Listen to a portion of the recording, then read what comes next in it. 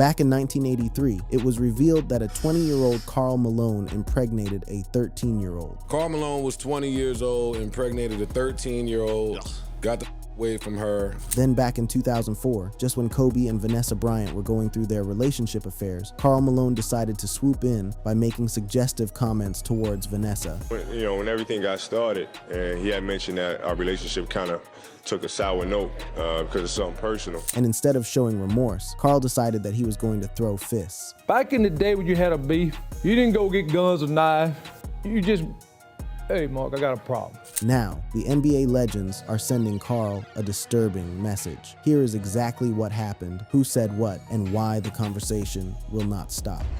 The incident: Karl Malone was born on July 24, 1963, in Summerfield, Louisiana. He grew up in a small town in the northwest corner of the state, the kind of place where everyone knows everyone and nobody leaves without a reason. By the time he was 20 years old, in 1983, he was a sophomore at Louisiana Tech University, already the most talked about basketball player in the country, below the NBA draft line. Every scout in the country had his name circled. He was on a path, and that path had a destination. That same year, a 13-year-old girl from his hometown named Gloria Bell became pregnant. She was 12 at conception. She was 13 when she gave birth on May 3, 1984, to a son. His name was Demetress Cart Bell. Under Louisiana law at the time, the age of consent was 17. What occurred between Malone and Bell legally qualified as statutory, a felony that carried up to 10 years in prison under the state's carnal knowledge of a juvenile statute. No criminal charges were filed. Gloria Bell's family made a decision they would not press charges. In a 1998 interview with the Salt Lake Tribune, Bell explained the reasoning. Malone was a neighborhood kid. She said he could not provide support for the child from jail. The family made a calculation. Potential future child support was worth more to them than prosecution. They chose the civil route. They let the criminal window close. Malone was drafted 13th overall by the Utah Jazz in 1985. He made his NBA debut. He began earning money, and then a lot of money.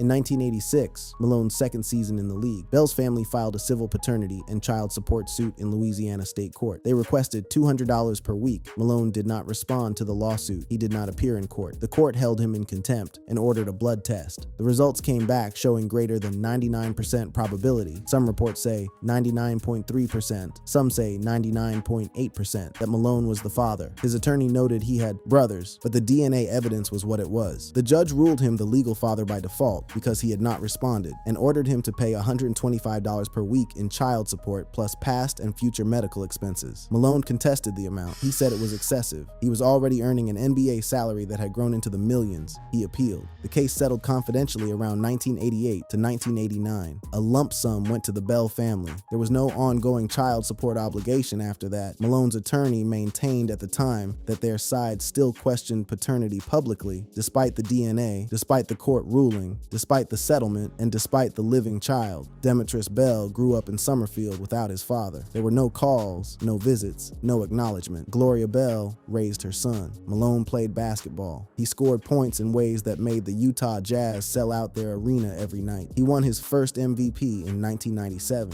He was the most physically dominant power forward the game had seen. When Demetress was around 17 years old, he made contact with Malone for the first time. According to multiple accounts, Malone told him it was too late for him to be his father and that Demetress would have to earn his money on his own. Demetress Bell became an NFL offensive tackle. He was drafted by the Buffalo Bills in 2008 and played 5 seasons in the league, also suiting up for the Philadelphia Eagles and the Dallas Cowboys. In an ESPN interview that year with journalist Jamili Hill, he was asked about his father. He described the situation in terms that left nothing to interpretation. He treated Karl Malone, he said, the way you would treat a sperm donor. No hatred, no bitterness. He said growing up without his father made him a better person because he was raised by good people. He said he was lucky. He said he never turned to a father figure. The story first became public in 1998 through a tabloid called The Globe, followed by mainstream coverage from the Associated Press and the Salt Lake Tribune, both of which reviewed the actual court documents and interviewed Gloria Bell directly. Malone's side did not engage with any substance. His attorney maintained ambiguity about the DNA results, which a court had already ruled on more than a decade earlier. Malone's response to media questions about it, when he responded at all, was consistent: silence or dismissal, or a pivot back to basketball. The NBA moved on too. Malone went to 14 All-Star games. He won a second MVP in 1999. He finished his career as the second leading scorer in NBA history, behind only Kareem Abdul-Jabbar. He was inducted into the Basketball Hall of Fame. He received a statue outside what is now the Delta Center in Salt Lake City. In 2023, Louisiana Tech unveiled a second statue in his honor. At NBA All-Star Weekend that year, held in Salt Lake City of all places, the league invited Malone to serve as an ambassador. He sat as a judge at the slam dunk contest. He smiled on camera. He was treated, in full broadcast, as a legend of the game. Commentators and podcasters pushed back. The argument was direct. The NBA was platforming a man with documented evidence of something this serious as a face of its history. The backlash trended. Malone was asked by reporters. His answer was a version of what it had always been, but the podcasters who covered it did not leave room for ambiguity. They named what happened directly. Karl Malone was 20 years old, impregnated a 13-year-old,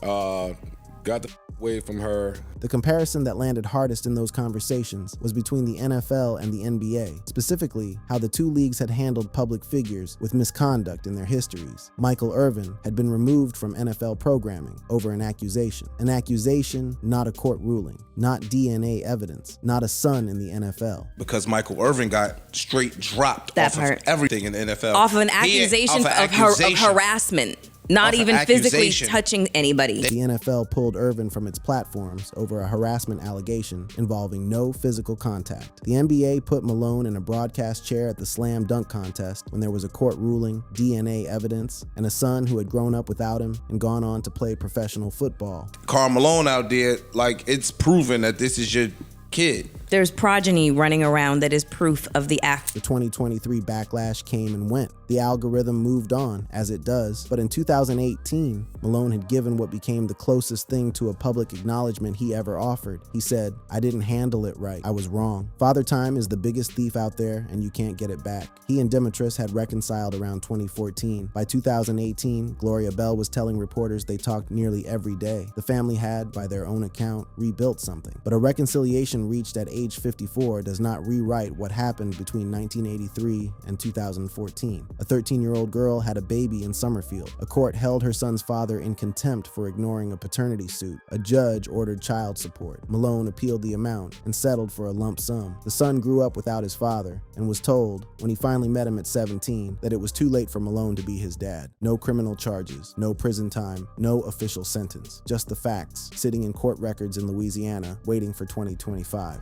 The message.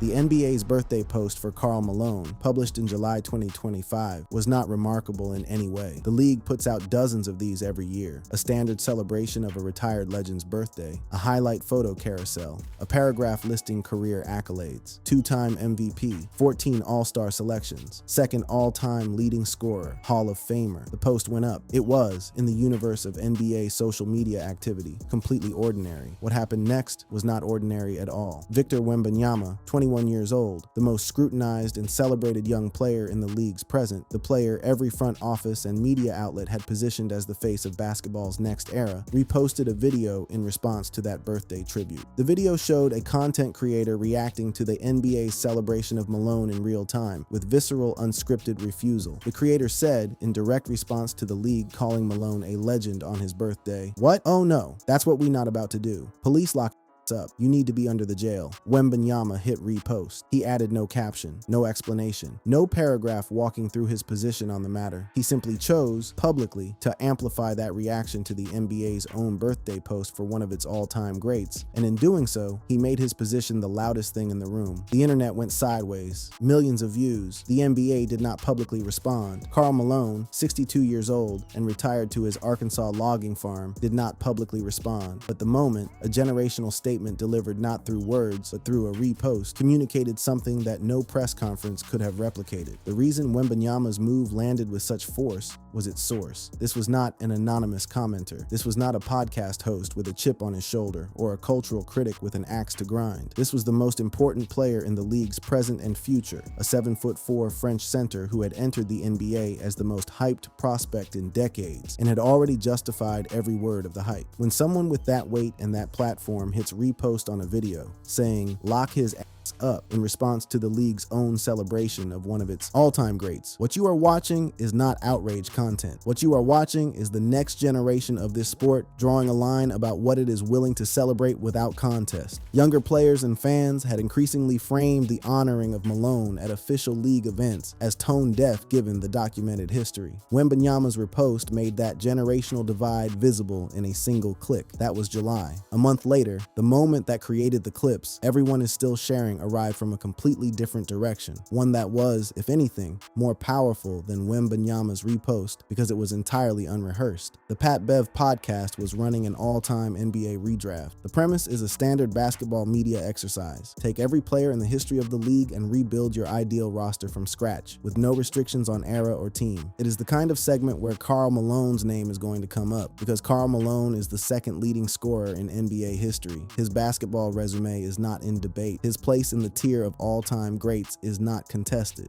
On paper, in a draft, you take him. Patrick Beverley, a 13-year NBA veteran who had played for 8 different franchises and built a career as one of the most combative and outspoken players of his generation, heard Malone's name and said what any basketball person would say. I like it. I mean, I think he's top 20 greatest players to play. His co-host Adam Ferrone stopped the draft. He asked Beverly about Malone's off-court life. Beverly said he didn't know much about it. Ferrone delivered the information with the kind of directness that either creates great podcast moments.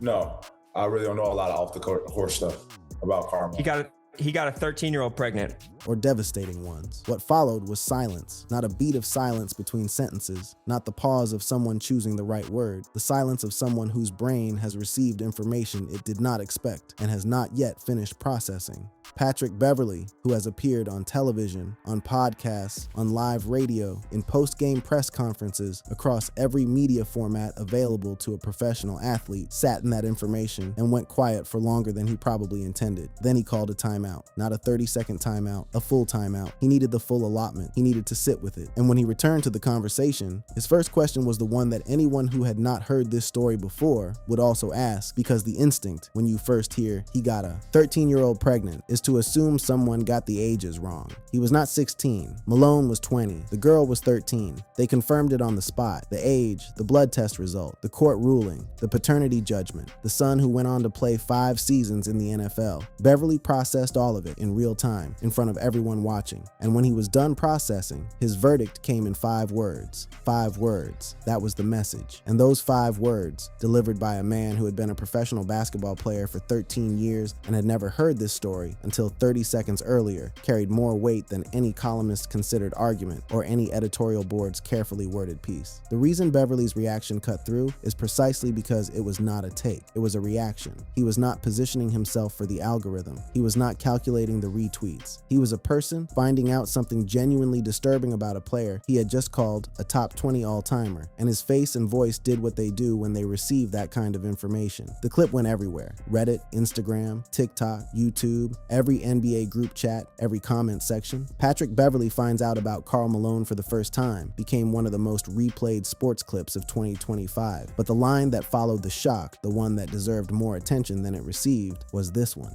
Patrick Beverley, a 13-year NBA veteran, had never heard this story. That observation, that something this documented, this legally adjudicated, tied to a real living son who had a professional football career, was still not a talked-about story in NBA circles in 2025, is its own verdict. Not on Beverley, who is not obligated to know the personal histories of every player who preceded him, but on the ecosystem that had managed to honor Malone, season after season, at All-Star weekends and Hall of Fame ceremonies and statue unveilings, without the story ever becoming part of the standard biographical frame around his name. Beverly still had questions, true, documented, court records, DNA result, paternity judgment, a son named Demetrus Bell who played offensive tackle in the NFL. Karl Malone, what, second leading scorer of all time? I mean, wasn't Richard Jefferson just saying that like Karl Malone's better than Charles Barkley or something because he was more disciplined? And It's hard to even talk about Karl Malone without having this conversation. That is the sentence the internet passed in 2025. Not a legal one. No criminal charges were ever filed. The statute of limitations had long expired, and no new legal action occurred in 2025 or 2026. The viral videos and clickbait, titles using words like death sentence and life sentence and sentencing, are using that language in the way the internet uses it, as metaphor, as dramatic shorthand for public condemnation. Most of those videos acknowledge within their own content that Malone was never charged and never spent a day in prison. What Victor Wembanyama's repost and Patrick Beverley's Full Time Out produced was a social sentence, the one that says you cannot talk about Karl Malone without talking about this. That is the disturbing message NBA figures sent. And unlike a courtroom verdict, it comes with no appeals process and no expiration date. The pattern.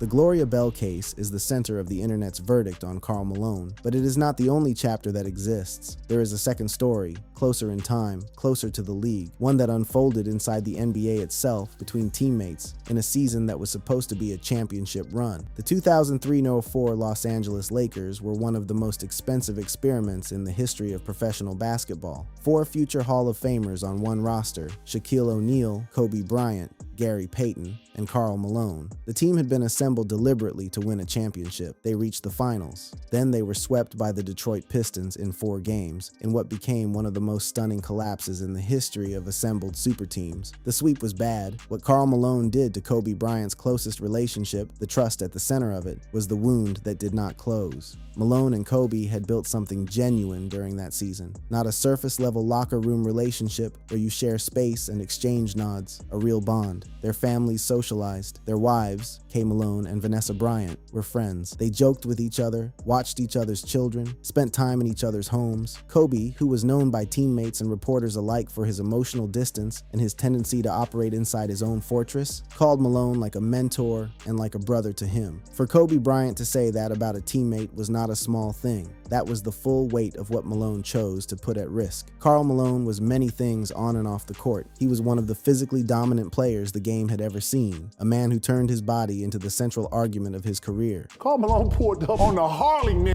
and ain't got no helmet on. Game 5 of the finals, he pulls up in the Harley. That is what Kevin Garnett remembered about Malone. Not bitterness, not controversy, but the sheer force of his personality. Malone arrived at Game 5 of the NBA Finals on a Harley-Davidson helmetless. That is the Karl Malone the league has always chosen to celebrate. With a tight Harley-Davidson t-shirt on and jeans, 2 beers, and got on some cowboy boots. The cowboy, the physical specimen, the man who walks into one of the biggest games of the season like he is arriving at a Saturday afternoon at his logging farm in Arkansas. It is a vivid, undeniable image. It is also the image that sits directly beside the one from November 23, 2004.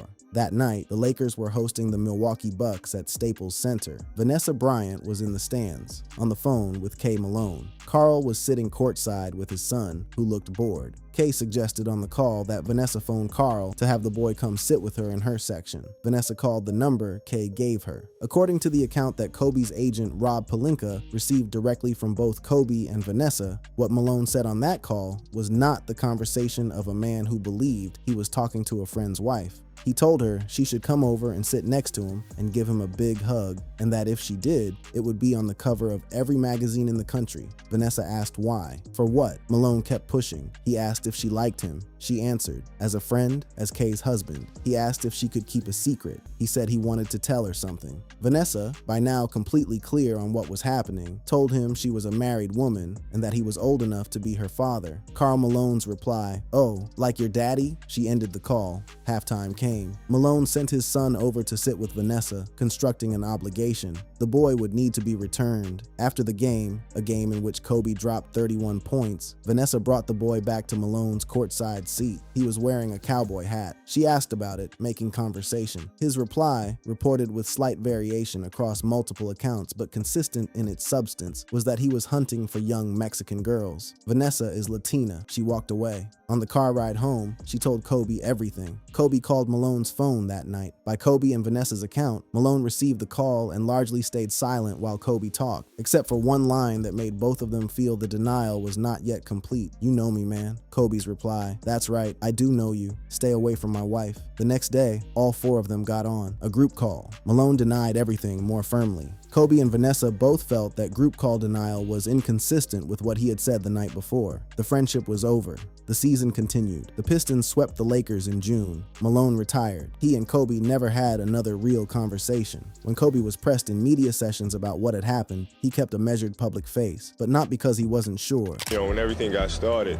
and he had mentioned that our relationship kind of took a sour note because of something personal. He called it personal. He called it resolved in a personal way. And then, when the question became specific, did Karl Malone make a pass at your wife? The answer was the clearest thing he said in any interview about it. I know what took place. I know what I feel like took place. Those surrounding the situation knows. He kept the details close. He framed it as something resolved between the people who knew. My response to that is, personal information is just personal. We just keep it between ourselves. Malone's public response when the story broke was to call it a Hollywood soap opera and to declare that he would not star in another Bryant soap opera. He dismissed it. He denied it in the group call. He declined to apologize. He moved on, as he had always moved on, towards the next thing that needed doing. For years after, Malone and Kobe would pass each other at league events with a nod, sometimes less. The kind of silence that communicates everything precisely because it contains nothing. Kobe never reconciled. The nod was as far as it went. In 2015, Malone addressed the situation in an interview that became one of the clear windows into how he understood conflict and resolution. He was asked about Kobe. He said Kobe's problem with him was Kobe's fault, not his. He said he came in peace, but prepared for war at all times. And when the conversation turned to how he believed disputes between men should be settled, he was entirely explicit. Back in the day when you had a beef, you didn't go get guns or knives. You just, "Hey, Mark, I got a problem." He described what he called the old Western code. Disputes get resolved physically, away from cameras, away from reporters, privately, between men. We just go in the back with no cameras, no nothing, and let's just knuckle up and get it over with. The interviewer asked if he had ever extended that offer to Kobe directly. He had not, but he made clear the offer was standing for Kobe or anyone else with a problem. I'm 6'9", 272. To be exact. I'm not hard to find. I don't want no trouble. He said he didn't hold grudges. He said he had no beef with anyone. He said he loved Kobe as a competitor and respected him as an athlete. I don't have a beef with nobody because I come in peace, but I do prepare for war if I have to. That is the Karl Malone the NBA has always known how to handle. The blunt, physical, old-school Western persona that made him one of the most compelling players the league has ever produced. A man who showed up to the finals on a Harley with cowboy boots and talked about knuckling up in back rooms, as if that were the most natural thing in the world. He was not wrong about his basketball. He was not wrong about his physical legacy. He was a bad son of a, as he once put it himself, talking about his own career, his own confidence, his own place among the greats. He said it without a flinch. That is who he decided to be, a man who answered every question about his legacy by pointing back at the points on the board, the MVPs on the shelf, the statue outside the arena. But the second story has always been there too, sitting in court records in Louisiana, sitting in a 2008 ESPN interview where a son described his father as a sperm bank with no bitterness, sitting in Kobe Bryant's face when reporters asked him directly, sitting in the 5 words Patrick Beverley reached for after a full timeout to find the clearest possible language he could manage. The NBA never handed down a sentence. There was no courtroom. There was no judge. There was no prison cell. The viral titles are misleading, and the creators mostly say so within the videos themselves. No charges, no time served, no criminal record. What happened is something the legal system cannot produce and cannot undo. The story is documented. The sun is real. The court ruling is public record. And in 2025, the 2 people who ended up delivering the verdict were a 21-year-old center who hit repost without a word, and a 13-year veteran who needed a full timeout to find 5 of them. That is the disturbing message NBA figures sent to Karl Malone over his sentencing, not to a courtroom, to the record. That brings us to the end of this video. For more interesting videos like this, click on the cards on your screen.